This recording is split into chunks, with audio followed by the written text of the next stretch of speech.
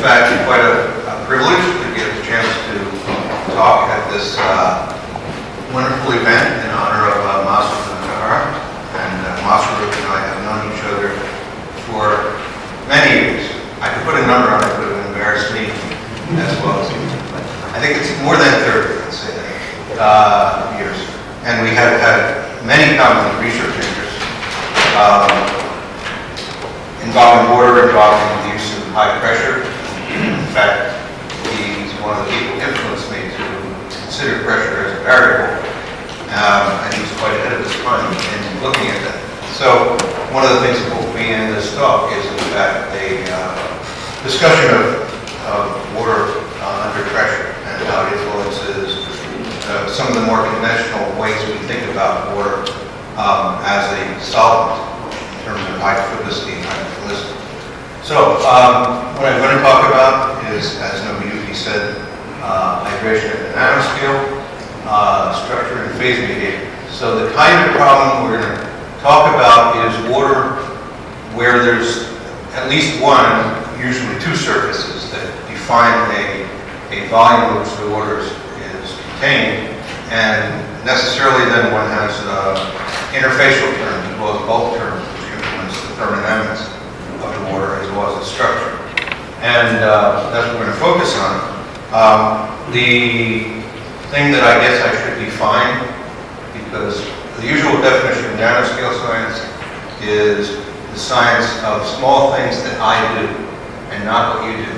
And that seems to be, that's related to funding considerations. But what I mean by that is something where the size of the relevant object is in fact typically on the order of tens of angstroms. That is bigger than molecular scale, bigger than the characteristic functional groups of a chemical, but small compared to what we usually think of as macroscopic. So it's a transitional region in going from thinking about things in terms of chemistry, which we have a lot of intuition about, over something which is macroscale, which we also have a lot of understanding about since for hundreds of years already. And the question is how one makes this transition, and can you control the behavior at the mesoscale, somewhere in between, by controlling things at the level of molecules. Okay. So I'm talking about lengths that are of the order of tens of angstroms, or maybe as high as several times that, separations of surfaces which are tens of angstroms or less. And of course, in biology, this just happens to be a couple of proteins. You'll see these again later. That's always the relevant length scale, almost, at least the governing length scale for self-assembly and things like that. This work is done as part of a collaborative program that's specifically funded by the National Science Foundation in the United States as a collaborative program. And it's this work I'm going to talk about is collaborative with myself and one of my postdocs, and Pablo Benedetti, who's a professor of chemical engineering at Princeton University, and one of his postdocs. And I just wanted to put in a plug for the center I have at Texas, which is part of a fantastic group, the Institute for Computational Engineering and Sciences, whose goal is to foster and provide infrastructure for interdisciplinary research, which is essentially computational in nature. It can be business, it can be chemistry, physics, climate modeling, all kinds of areas like that, but it provides an outstanding environment for all those people to excel. And it's a wonderful operation on our campus. So, why do we care? I think everybody knows why we care about nanoscale forces, because those are the ones that govern self-assembly in biology or control self-assembly in modern nanotechnology. So you want to make a certain protein complex, or you want to engineer a protein to form a certain complex. At some point, you get to the point where the separations of things are nanoscale, and that's what's going to govern your final arrangement. Or you could have surface patterning, people trying to make devices at patterning surfaces with chemical groups, and then getting things to adsorb on these in a certain pattern. This is actual data. The pictures on top are models, but laid over top of electron micrographs. And then this is an example of trying to use self-assembly that IBM is working on for making three-dimensional patterns in chip design using directed self-assembly rather than lithography. So it's very important to the relevant use of nanotechnology in the future. Okay. Another place where these issues of salvation at short length scales comes up, I said, is in biology, and this is to make this clear why it's what some of the really fundamental, well-known properties of proteins exhibit this, and it'll come up again later, and that is the so-called protein folding phase diagram in pressure and temperature. It's well known that although the shape of this curve can vary somewhat, that there's basically an envelope which, if you could extend at negative pressure, would actually form what people believe in ellipse. That is a closed area, in which in the interior you can get native structures, that is functional protein structures. And anywhere outside, they aren't functional. So you can lower the temperature or raise the temperature, and the protein will denature. Now, denature here doesn't necessarily mean, doesn't define what the structure is, other than it becomes structured in a way that's different from the one that works. Okay? So cold denaturation, heat denaturation, everybody knows about it. Some of you have heat denatured eggs for breakfast. But pressure denaturation is also something that's been well studied. But the fundamental understanding of what's going on in the water and the protein when you go to lower temperatures and higher temperatures and higher pressures is not well established. But what we've tried to do in our studies is, in fact, to do a series of studies that are systematic, and that's what distinguishes the work from the cutting. It's not we did this protein and then we did that protein. We start with a model surface, which is a real chemical surface, and look at variations in the chemistry of it. And when we do that, we can vary the thermodynamic parameters and the surface structure systematically, and then try to learn what some of the rules are. Okay. I'm going to start by talking a little bit about a single hydrophobic or hydrophilic surface to sort of set the understanding of how one makes relevant measurements in computer simulations. These will be. And then I'm going to talk about confining. Now, some people talk about a single surface confining it. It sort of confines it in the sense that the water can't penetrate. But usually people mean two surfaces with a nanoscale gap that's filled with water or not filled with water. And I'm going to talk about hydrophobic and hydrophilic surfaces. These are all based on a model of silica, which most of you know can be made hydrophilic or hydrophobic depending on how it's chemically treated with water. Water will slowly hydroxylate, very slowly. It's hydroxylate the surface of silicon dioxide and form a nice hydrophilic system. One of the clay that is at the surface of the ground in Austin, Texas, where I live, is hydrophilic clays. And when it rains, on those occasions when it rains, they absorb water and they swell enough that it can break your house. And so these kind of things are actually quite important in some practical contexts. Okay, so systematic variation is the theme. And then I'm going to show you something which I'm actually quite pleased with, and that is we try to find a way to put the understanding of a synthetic surface like hydroxylated silica on the same graph with the protein. And I'll show you a protein-like surface that we modify in a very systematic way to make something which has a surface which we can then ask, how does this surface compare to an idealized hydrophobic or hydrophilic surface, even though its chemistry is proteins, that is amino acids. Okay? And I'm not going to talk at all about the methods and the models except for maybe one slide. This is a fairly vanilla simulation, vanilla, very ordinary simulation. Okay? This is my one slide. For those of you who don't do simulation but hear about all the models in simulation that people use for water, typical P, tip 5, PE, W, tip ST2, SPC, SPCE. This is one of those, basically one of those models, except this one was published in 1933, quite a bit before all the simulation started. This is by the Burdell-Fowler model. And the point is that even then, it was understood that the basics of water's behavior is that it has a sphere that's fairly hard, that the to each other.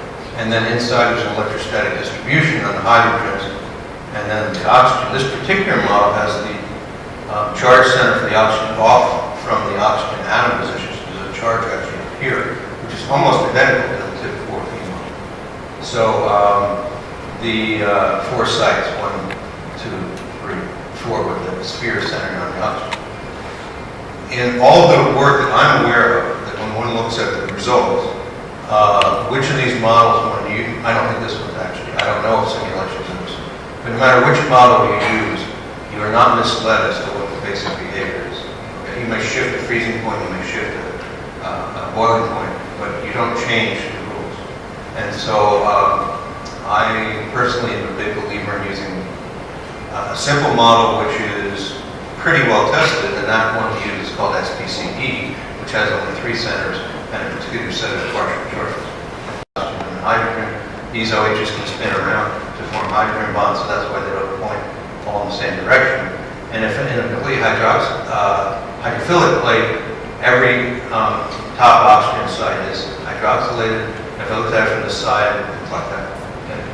And then we're going to look at water up against one of these or between 2 of these as a function of separation. So if I take 2 of these and put them in, fill them up, the box up with water with 2 of these inside, it might look like that, where these 2 plates are sitting right there, but they've been eliminated for vision. Okay? And then these are all the water molecules.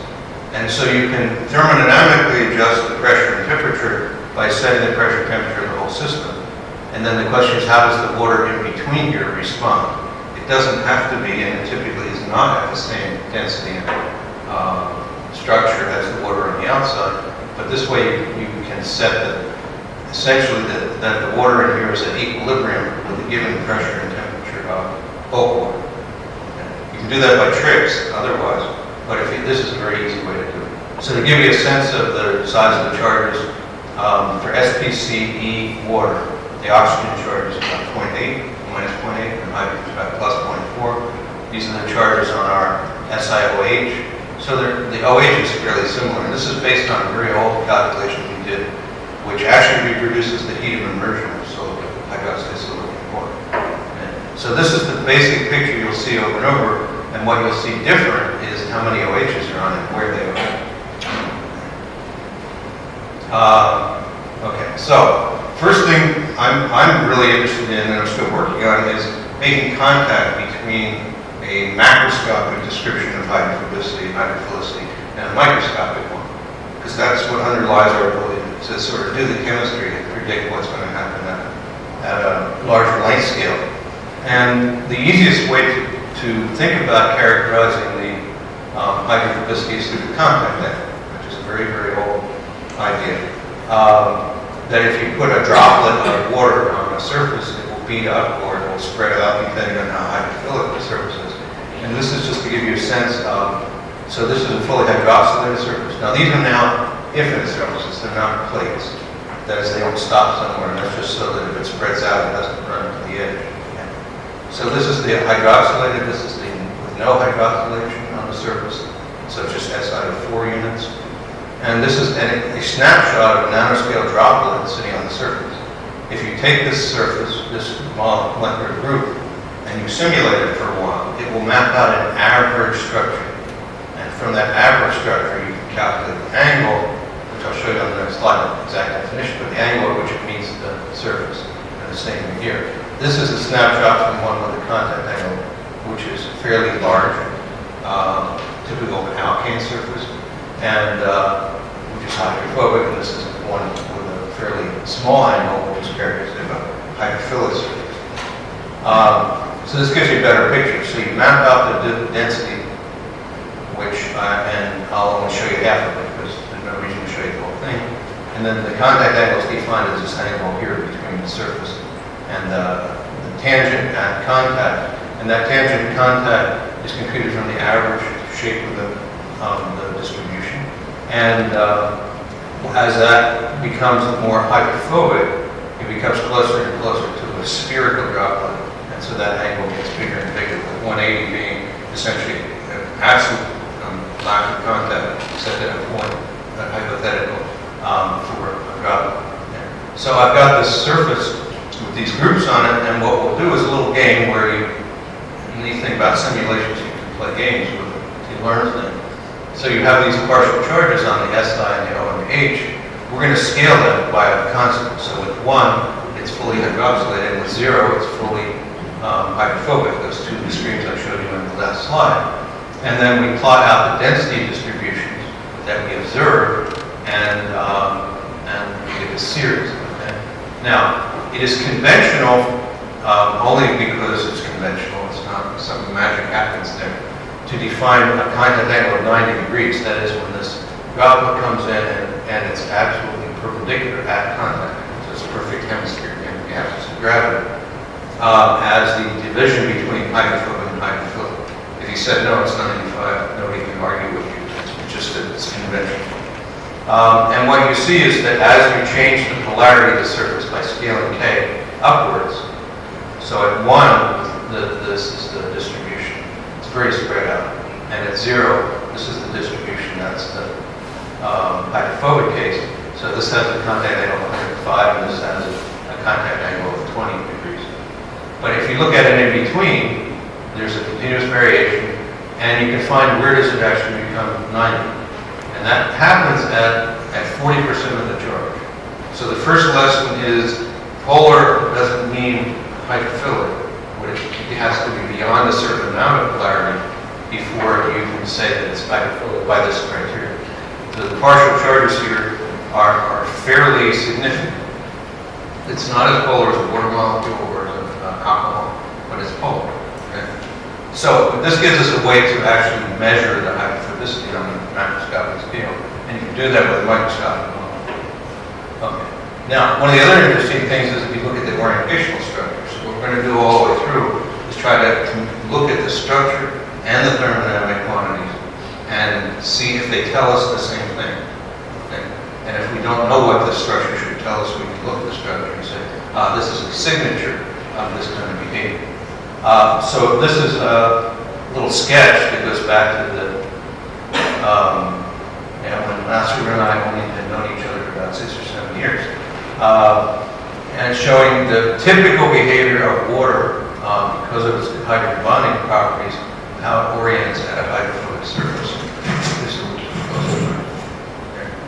And what one found in this early work was that in the event that the surface was essentially a plane, and you couldn't wrap around it with hydrogen bonds, that they tend to orient actually with, they tend to throw away one hydrogen bond in direction and form 3 really good ones up in the bubble. Okay, so that's a character, that's sort of signature of a real hydrophobic surface. And if you look at the orientation of these hydrogen bond directions with respect to the surface normal, this kind of structure has a peak at 180 degrees, which is over here. So this kind of behavior, where this peak is those 3 directions that point up, and this peak is the one that points down. That's typical hydrophobic behavior. And if you do the same scaling, what you find is continuous variation of the average orientation, so that at this critical value that I indicated earlier, it's pretty flat. It doesn't really care too much which way it orients. And that actually is characteristic of a system which will fluctuate a lot because there's not a lot of free energy difference in different orientation. So the structure reports the same thing that the thermodynamics did in terms of the contact angle. Okay? So later on I'll show some graphs like this, and you have to remember this, and I'll remind you about it. But this shape being hydrophobic and the other shape being hydrophilic, where it was then white. 3 directions in, that's a hydrophilic, and 3 directions out is hydrophobic. So let's look at actually some water up against one of these surfaces, and we'll take the 2 extremes at this point, the hydrophilic and the hydrophobic. All OHs are filled in, and none of the OHs are filled in. And we're just going to look at a slab of water right up against the surface, about 3 angstroms thick, and map out its density. And the first thing you notice in all of these is there's a pattern, right? There's blues and yellows or whatever. This is because the surface is not flat. Real atoms are not flat. There are dips between the O's on the surface. There are dips where the water can fit in. And the main thing to look at is, this is actually at a negative pressure. This is about where this water appears to behave a lot like ordinary real water. So this is slight negative pressure. The hydrophilic one, you can see all these bright spots, the red spots are high density. And those are water molecules sitting down between 3 oxygens, so it can form 3 hydrogen bonds to the surface. It sits in between 3 and has typically 2 donors and 1 acceptor, or 1 donor and 2 acceptors to the surface. If you look at the hydrophobic surface in the same region, the water has moved away from that surface. And blue corresponds to no water density. And you can see there's a little bit of protrusion, but not very much. Now let's turn on this very important variable, the pressure, that Masaru has spent his career really employing and utilizing, and move the pressure up to about 2,000 bar. And at that pressure, this is where we saw earlier today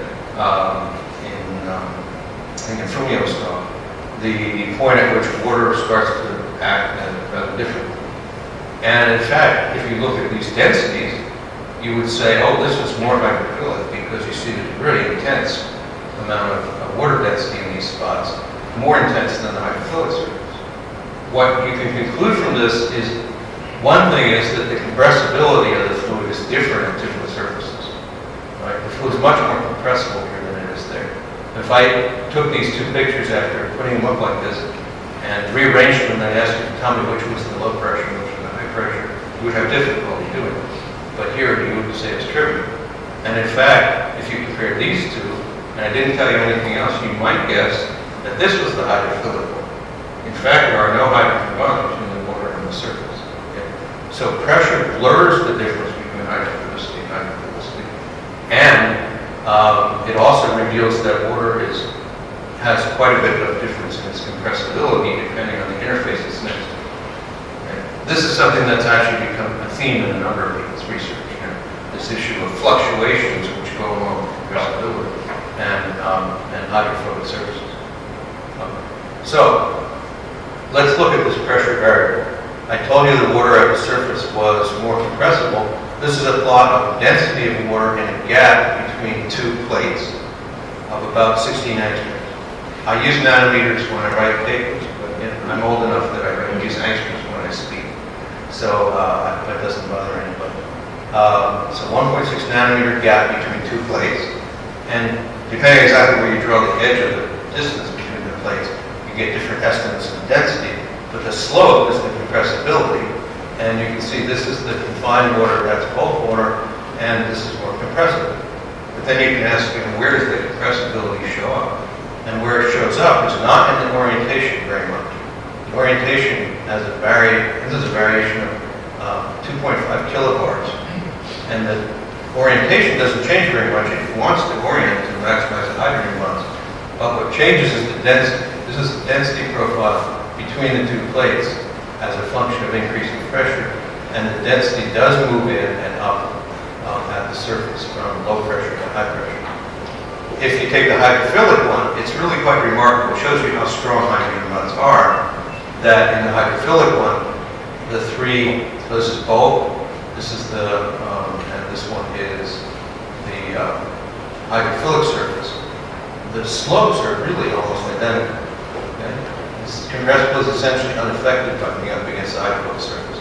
The orientational structure is essentially unchanged, and the density is slightly peaked, a little more sharply, but there's no shifts. This stuff it doesn't, 2.5 kilobars does not move it around at all. And I think this is actually one of the most striking results that we have, is showing how resilient a hydrogen bonded network is to pressure when it comes to how it wants to solvate the surface. Okay, so this is the pressure variable. Let's go on and look at some other things. So first I'm going to look at some pattern surfaces. That is, ones in which I don't fully hydroxylate or fully not. So these are complementary surfaces. You can see the OHs here, the white dots. And here, it's the OHs in the opposite set of locations. And same thing here. There's a little gap in the middle. Or here, there's only 3 OHs. Or this one has an edge of OHs. And this has one, these are not complementary, but they're extreme. 1 OH in the middle. Now you can say 1 OH in the middle of 10 square nanometers, how could that have much effect? Well, when you start looking at the density, so this is the surface and the complementary surface. This one is the fully hydroxylated, and you saw that before.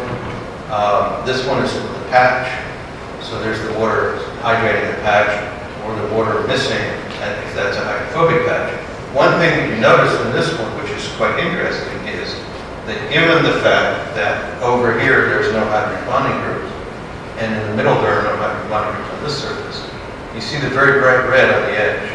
That is, the water will hydrate more strongly a group that is at the interface with a hydrophobic patch than it will one in which the choices are equal everywhere. And here's the one with 1 OH stuck in the middle.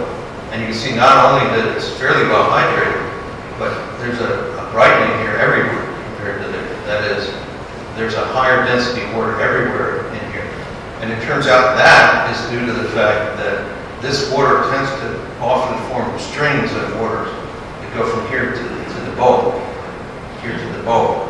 But where that string is, of course, depends on it moves around in time.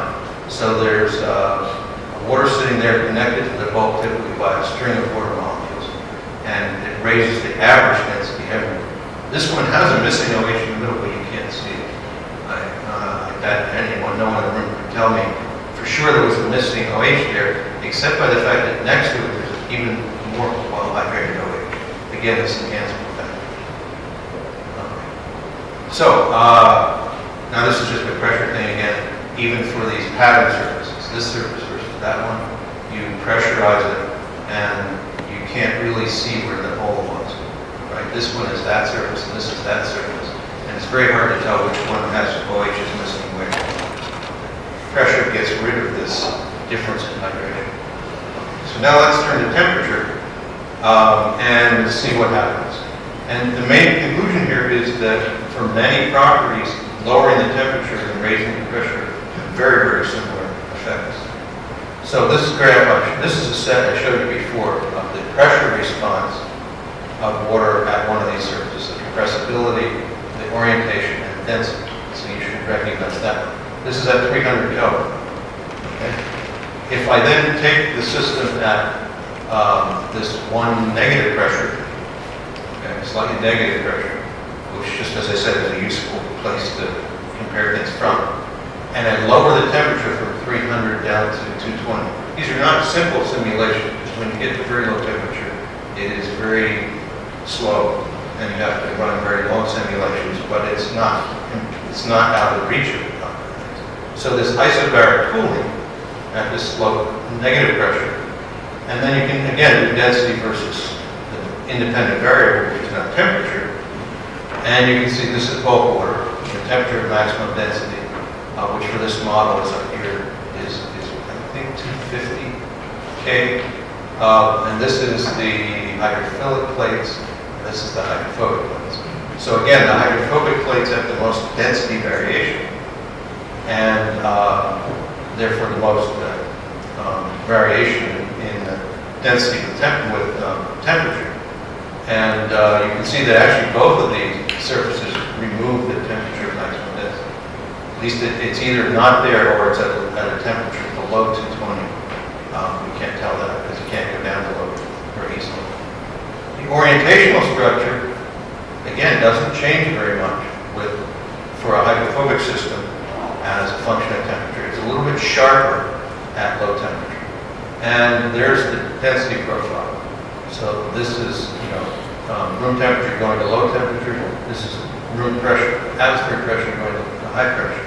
There's enormous parallelism. You can even quantify that lowering the temperature, which, remember the cold unfolding situation, lower the temperature, proteins unfold. You raise the pressure, proteins unfold.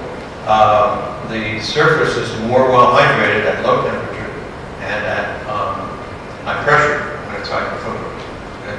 So this parallels this expectation that proteins would become less stable under these conditions if you accept the long-standing point of view that the main source of this is hydrophobic hydration changing from a strong deterrent to unfold into a weaker return unfolding. So let's look at this structure. Now you're familiar with these kind of pictures.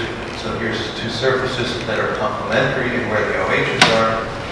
This is room temperature, where you can see good hydration of the patch, good hydration of the edges. You lower the temperature, and now you see much more similarity. The water has moved in to the hydrophobic regions much more completely at low temperature than it did. Now this is not pushed into it like at pressure. It just means that these areas are much more readily hydrated when the temperature is low and high, and that's exactly what this protein unfolding thing refers to.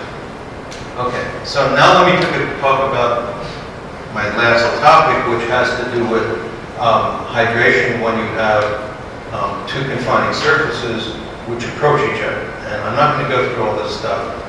This is basically state-of-the-art 19th century theory, which says that, and there's a series of modern papers that have developed the idea, starting in 1988 with Bob Evans, and that is that when you have a slab of water, there are volume bulk terms and there are surface terms. And as you bring the gap smaller and smaller, the amount of bulk material decreases. And if the water doesn't like the surface, at some point it will become more favorable for this water to vaporize in the gap than to remain there as a liquid, because it can gain that free energy back by being outside as a liquid. And this is a formalization of it in terms of Young's equation. I actually looked up Young's paper in which Young's equation is written, and it's not there. There's no equations in their paper that's quoted as Young's equation, which I found interesting. We never get through the referee process now. But so there's a critical distance as you bring these together, when the surface term will win out over the volume terms, the bulk terms, if the surfaces have a contact angle bigger than 90 degrees. Thermodynamically, that happens apparently at a very long distance, and in fact, kinetically, it happens at a much shorter distance. But I'm just going to try to look at real surfaces and the issue of when they are dry and when they are wet, as you bring them together. Dry surface, when they're close together, is a very focused surface. Okay? And there's a lot of literature revolving around a paper by Lung, Chandler, and Weeks, which I'm not going to get into unless somebody wants to ask me about it. The dynamics, therefore, is a big open question, when these things actually do this. The problem is that the barrier, the free energy barrier for the formation of a vapor, involves a very large reorganization of the solvent, and therefore it's very slow to happen, and slower as you make the distance between these bigger, and you have to form a much bigger vapor layer. Okay. So we take our system with two plates, and they're both now hydrophobic silicate. If they're hydrophilic silicate, it's not an issue, it's always liquid energy. And you bring these two plates together as a function of their separation, and as a function of the pressure on the bulk fluid, so the water in the gap is at equilibrium with the bulk fluid. And this pressure refers to the bulk fluid. And you take different separations and different pressures, and you examine what is the state of the water in between. Is it a liquid, is it a vapor, or is it in fact a solid, which we've done a lot of work on, but I'll come back to that in a second. And so there are a series of points. Each of these is a fairly extensive simulation. And then there's a line here which is to indicate roughly a liquid-vapor coexistence moment. And it's not in temperature and pressure, it's in pressure and separation. And I told you as I make the gap smaller, it favors the vapor phase. And so you can see that as the gap comes down, you get more and more likelihood of vapor. And so there's this coexistence curve. This one point, I'm going to put down here a picture of what happens. So you start to fill with water, and in a few hundred picoseconds, the water leaves and goes out, except for a few fluctuations. Okay? And so you can see there's the, at high pressure, it is the vapor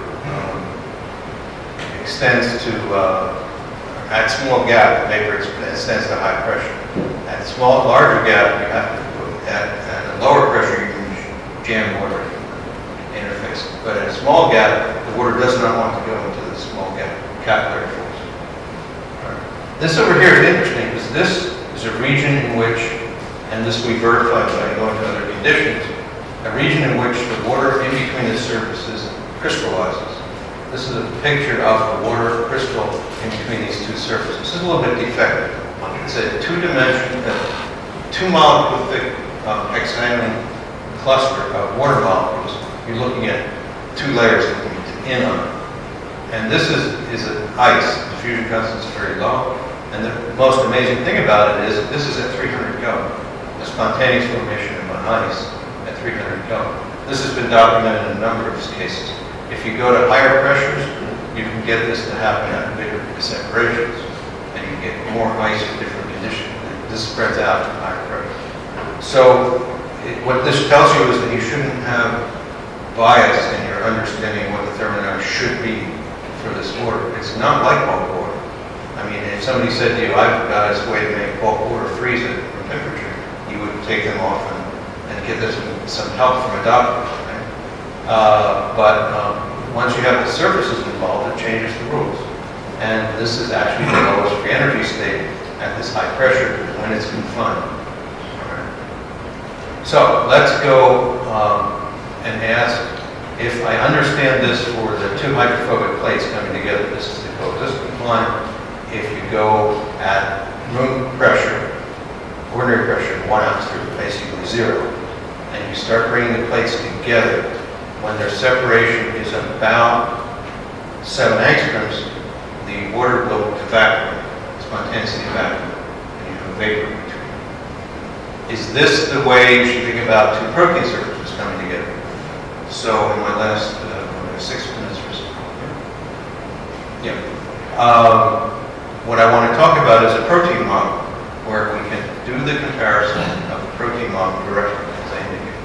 So this is a system I've worked on off and on for 10 or 11 years now. Only a few papers, but and I first learned about it from the crystallographer who did the original crystal structure long before I started work on it in the 80s. And melatonin is a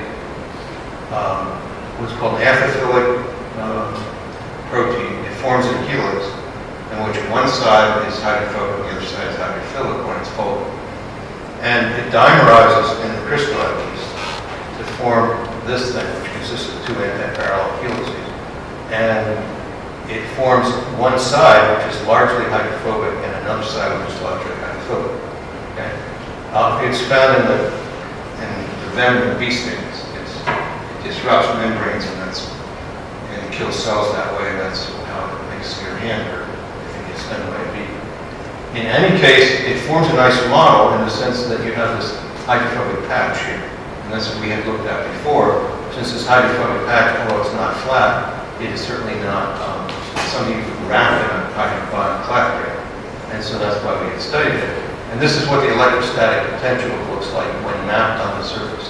So this is the contact surface, the Leonard-Jones surface, which I've colored it by a scale which corresponds to the electrostatic potential of a test charge, and it goes from plus or minus 5 kT in strength for unit charge in this grid. So red is one extreme and blue is the other. And white would be no electrostatic potential. Okay? And as a reference point, this is hydroxylated silicon, where all these red dots are the hydrogens that are flopped around in different positions. So this is to give you a sense of what hydrophobic looks like when mapped this way. The problem is it's not flat, and I don't know quite how to compare it to the other system. So I'm going to do something. First thing I'm going to do is I'm going to remove these bright red things that are around the edge. Those are all charged groups that are the termini of these helices. And I want to have something that doesn't have those, because it might mess up the comparison, might make the comparison more difficult. So I'm going to, since they are terminal groups, I can remove them. And with them, they're counter ions. And that's what this is. So it's still bumpy, but it is not these charged edges. Then I'm going to take this and I'm going to flatten it. The way I do that, I take this whole system and I find each amino acid and I take the outermost atom of that amino acid and I move it forward until it reaches the plane of the outermost atom in the whole thing. And I do that for each residue as a whole, and I pull it forward and I get this surface. And if you look at the electrostatic potential of this surface and that one, they're very, very similar. It doesn't mess up the character, chemical character of the surface, because I'm moving the entire side chain and its backbone together when I create this flat surface. And this is, again, the reference point, the hydroxylated silica. Now, the clear is much less polar than this group. Okay, so this is a side view of two of these things up against each other in the geometry as they form in the crystal. And I'm going to show you real quickly what, this is the only, so you get a sense of what flattening it does. In the native structure, which I said I didn't really know how to compare to the flat surfaces of silica, these things conform to each other and wrap around. I think it looks like two cousins hugging each other. Right? And in this case, I have this protein chemistry on the surfaces, but they really look very flat. Okay? So I can look at the water in that gap and put it on the same picture with the water between the hydrophobic silicas. And that's what I've done here. So this is just a schematic to give you a sense of what the two protein units look like, and the region in the middle, which is purely hydrophobic. Like any protein chemist will tell you, this thing's held together by hydrophobic interactions, and the area in the middle is a hydrophobic content. And I've showed you the silica, which is hydrophobic contact, and I want to say to what extent are they similar. If you take these things and move them together, when it reaches the point at which the amount of space in here is just enough for one water molecule, you lose a little bit of water at the center, as you can see here. This is a slab of water between them, and just in the very center there is some loss at 5 angstroms gap, which is just enough to fit a water molecule. If I make a hydrophilic, that will fill in. We did that calculation, put a hydrophilic residue right there, and it fills in. To show you how sensitive that loss is, this is the same calculation done at the same gap. Instead of zero pressure, it's 0.05 gigapascal. And this is the same calculation, 1 angstrom bigger gap. So you can see that that water loss is just very marginal. Now you say, okay, that sounds like that means they're less hydrophobic than the other plates. And that can be quantified. So now I look at the disk gap and the pressure, and I find where does this transition occur between liquid and vapor. And we do large numbers of simulations at different conditions and ask if I start it filled, does it empty? And this line is the silica plate line from that earlier slide. And these points are those calculated for the protein plates. And it's completely obvious that the right coexistence line, or the right point at which the water and vapor would coexist, is shifted to lower pressure and smaller gaps. So you have to go to an absolutely minimum gap over here before, even at negative pressures, before it will dry. And in fact, these points here are points at which these red triangles, those are points at which the water itself is unstable. It will explode into vapor, even with nothing in it. Okay? So this point, which is liquid, is metastable. But these points at that low pressure, or this point at that gap at low pressure, water cannot extend. This water does not stay stable. It basically explodes into vapor, which is an interesting simulation when you watch it, as it turns into vapor in your body, starts to become macroscopic in size on a computer. Okay, so this is pretty definitive, and in fact, this was the main goal of what we were trying to accomplish. That is, find a way to put a protein and a well-defined reference system on the same graph, and then be able to say a standard hydrophobic surface in a protein is it more or less hydrophobic than this model? And clearly it's much less hydrophobic. And there are very people who have gone by that point of view before, because there are lots, you can't make a protein out of polar groups. At least the backbone is polar. And there are polar groups behind this non-polar surface, and so on. This makes it quite clear that there's, it would be quite extreme conditions before this liquid vapor transition would make a contribution to protein folding, if it was this kind of surface. So I will stop there. The big question that isn't answered by this, the biggest question that's not answered, is the dynamics. As this comes together, as surfaces come together, do they ever have to enter this region in which you have liquid and vapor, or does the self-assembly occur more quickly than that? Are there dynamics of fluid flow and so on which affect the self-assembly?